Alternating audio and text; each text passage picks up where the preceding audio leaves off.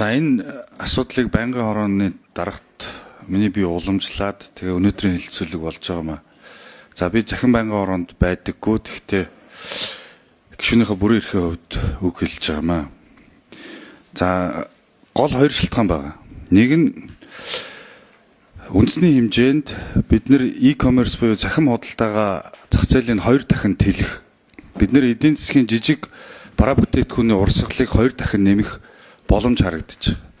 За үүнийг бол зөвхөн Монгол шуудан компани хийн.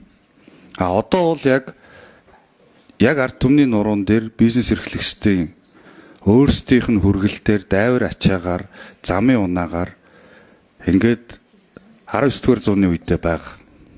Бараг нэг машин нь тээврийн хэрэгслэн солигдсон болохоос биш жинт хийж байгаатай адилхан хүнд дайгаал явуулдаг. Тэгэхээр одоо 21-р зууны нөгөө захин Монгол шилжилт энэ төр чи хайцсан юм бэ? Бид нэр одоо яг энэ 19-р зуундаа байгаад байх юм уу? Хөдөөний иргэд захин худалдаанд орж чадахгүй байна. Мэдээллийн найдвартай их сурвалжаас мэдээ авч чадахгүй байна. Facebook-ийн ховжив найдваргүй их сурвалж нөгөө троллуудын мэдээгээр л явж байгаа. Тэгэхээр шуудангийн салбар гэдэг бол онц байдал зарласан үед ямар нэгэн мэдээллийн цахим урсгал хаагдсан дайны байдлын үед манай стратегийн салбар. Тэгээ энийг бид нэр ингээд хайхрамжгүй хайчиж болохгүй. Тэгэхээр энэ дээр дутагдж байгаа эрх зүйн бодлогын дэмжлэгүүдийг үзүүлнэ.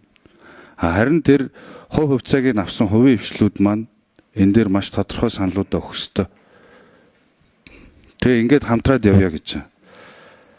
Ингэснээр тал бүрийн ашигтай хөдөөний иргэд маань захин худалдаа оролцсон бизнес эрхлэгчид маань e-commerce-ийн 50% боломж нээгдэн хүн амын тал хувь нь хотод байна, тал хувь нь хөдөө орон нутагт л шүү дээ. Тэгэхээр энэ боломжуудыг нээж өгөх юм аа. Найдвартай мэдээллийг сурвалжтай болно. Бид нар өдөр тутмын сонин гэж байдаг байсан. Одоо сонины их усүр их сурвалж тоогдохоо байлаа. Яагаад вэ гэхээр энэ худал хуурмаг мэдээ fact check гэсэн юм байхгүй.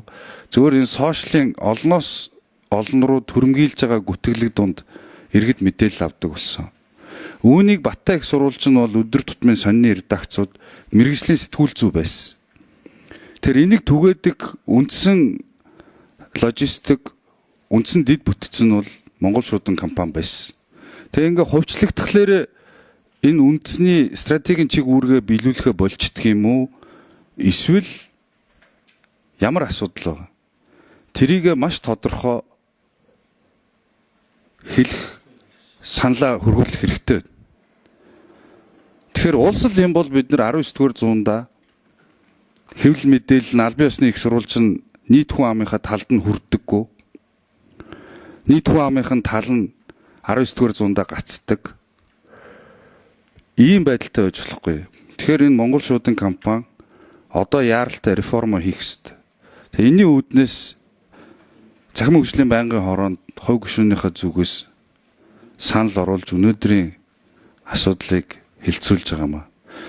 Тэгэхээр та бүхнээс одоо ажлын хэсэг байгуулагдах бах. Ажлын хэсэгт би оролцоо явна. Орон нутгийн гишүүд оролцоо явна.